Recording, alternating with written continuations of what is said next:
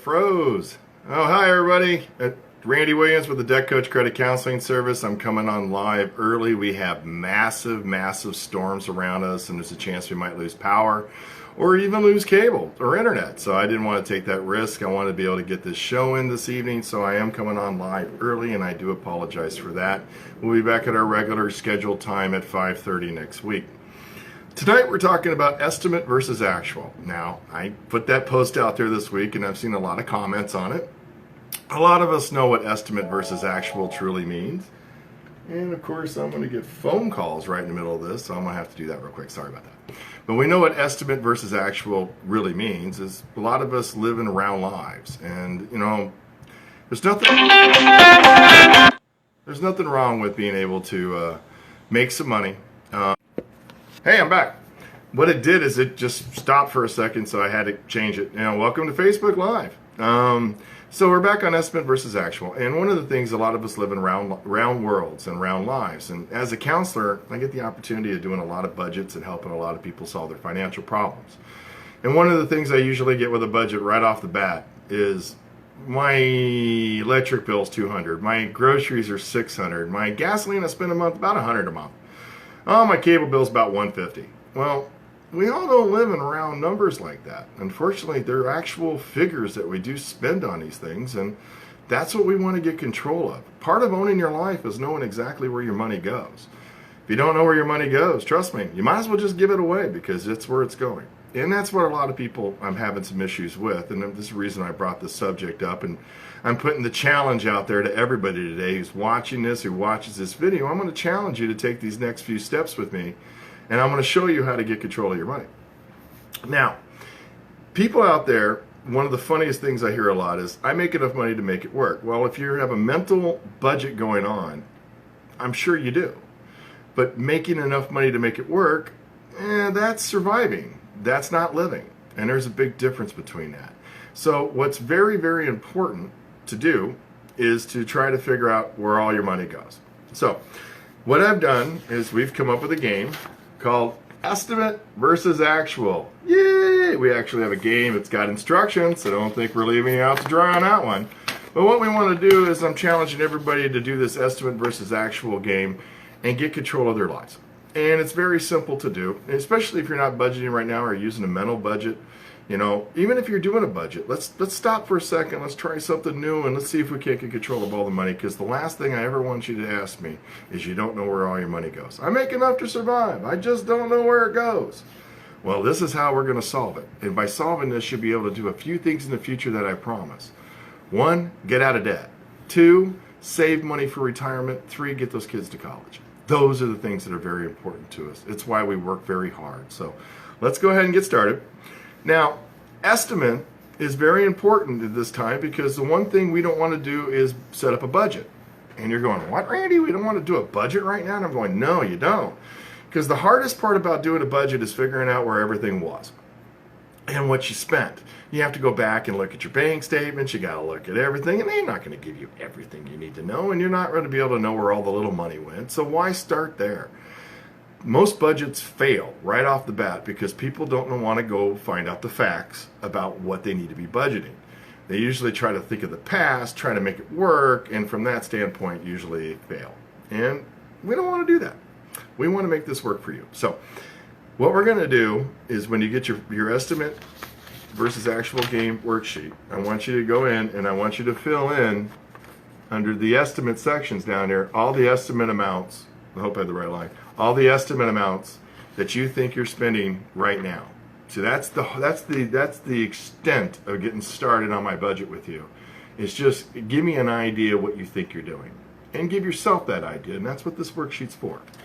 Now, fixed expenses, you know, they're very simple. You know, you got your fixed expenses on the top. They're pretty simple to understand, and that's what we're going to go over here. We're going to go over income and expenses so you guys can understand how to do this and make it a lot easier on yourself. Because I guarantee one thing, there's an expense out there a lot of people ignore, and it bites them. And what my program's going to do is prevent that from happening.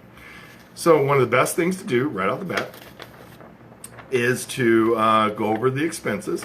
And we have the first thing is the fixed expense. Now, fixed expenses are things that don't change monthly, like your rent payment, your car payment, your insurance, things that doesn't change. So it's very simple to know what your fixed are. You can just mark all those down.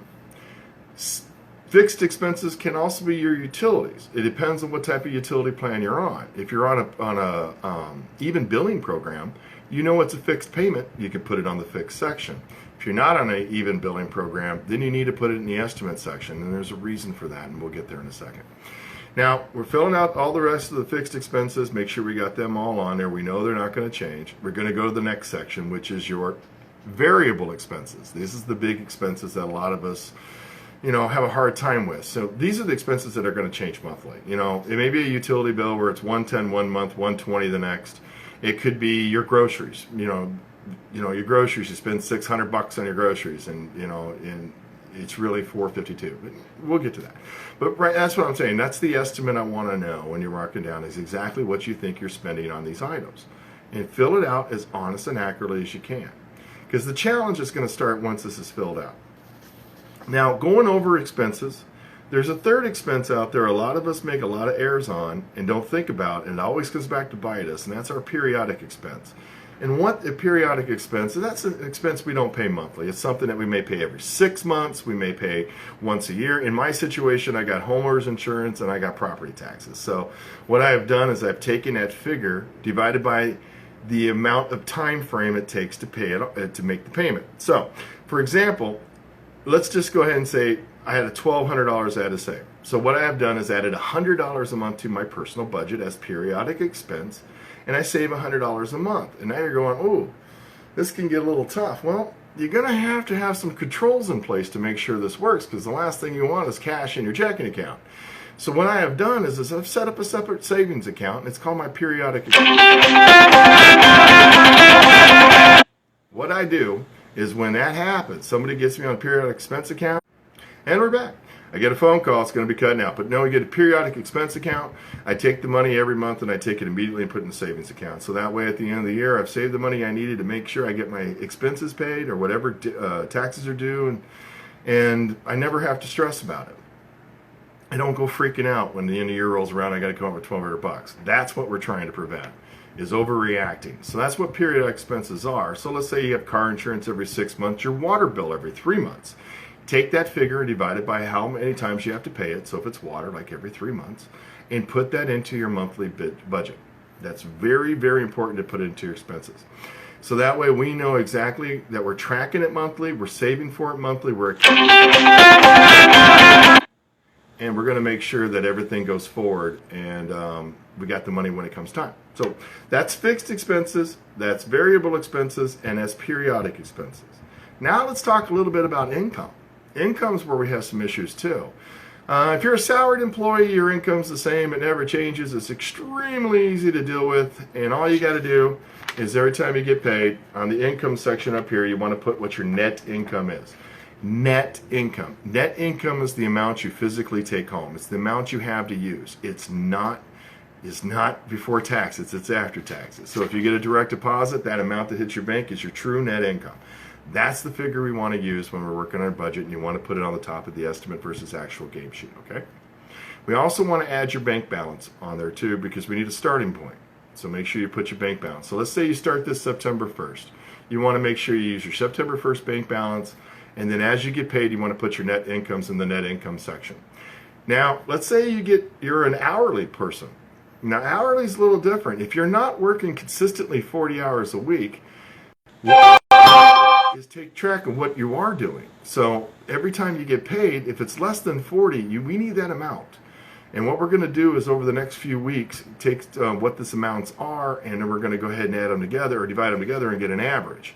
And that's because you're working less than 40, and sometimes when you're working, it's got a lot to do with our budgets and problems. So, but if you're working over 40, this can create a bigger and nastier issue.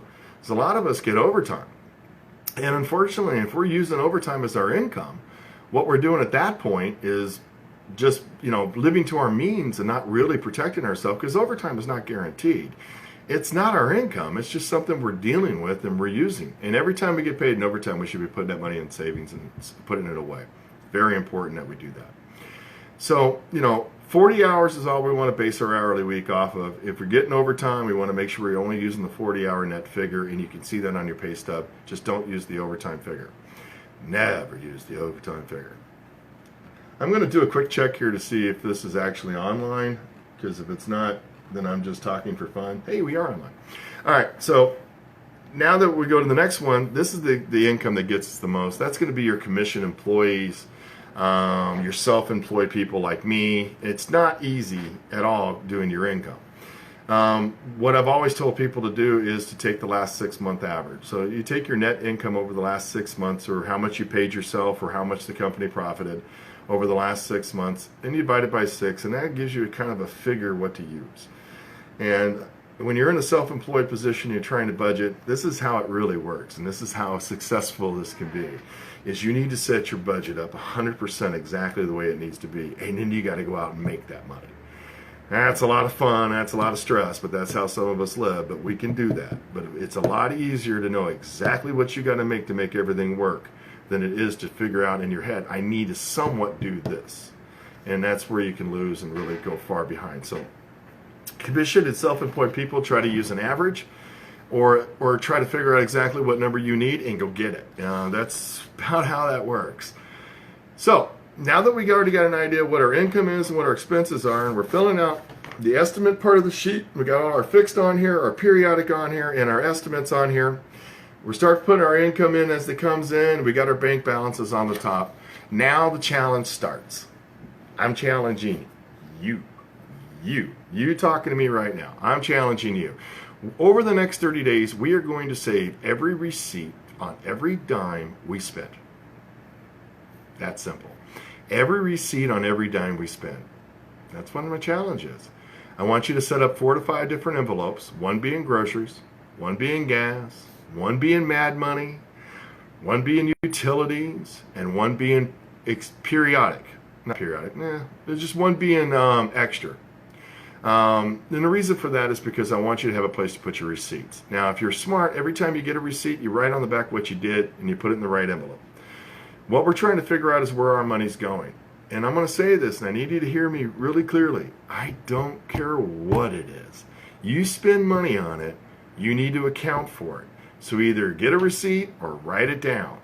I don't care if it's a coffee and a donut. I know that sounds funny to say, but I had this coffee and donut habit going every day for a while. I wound up doing the estimate versus actual just to get an idea where my money was going. At the end of the month, I spent $33. That's $33. I don't want to throw 33 bucks away. I'm kind of that guy. So I stopped doing it. And this is where you can actually see where your budget is and where your money's going, and you get an idea where you can cut or where you can increase or where you need to put things and things in that caliber. It all comes from tracking the money. So you need to write it down. Everything you spend money on, you got to write it down. If you get a receipt, mark on the back of the receipt, put in the proper envelope. This is the challenge. You're asking myself, why am I challenging this? Well, did you know a budget is a habit? And if you don't have a habit of doing a budget, you won't do it. It'll always be the mental budget. It'll all be the one I'm focused on. I think I got this covered. But what I want people to do is to understand that budgets is a simple math equation that you can do that solves your situation and benefits your future. And that's what we're going after. So it takes 22 days to establish a habit. It takes 66 days to make that habit come to fold. So the reason I did the estimate versus actual game this way is because over the next 30 days of saving receipts, you're building a habit. You're building your future, and you're getting involved. And the more involved you are, the better you're going to be. Now, over the next 30 days, I don't want you to change your lifestyle. I don't want you to go out of your way to cut money. I don't want you to do anything you normally would do. I want you to have a normal month like you normally would. And I want you to keep track of everything you do, because at the end of the month, we're going to open the envelopes. We're going to fill out the actual spots on the sheet. That's the game, that's the challenge. And we're going to see what we actually do spend.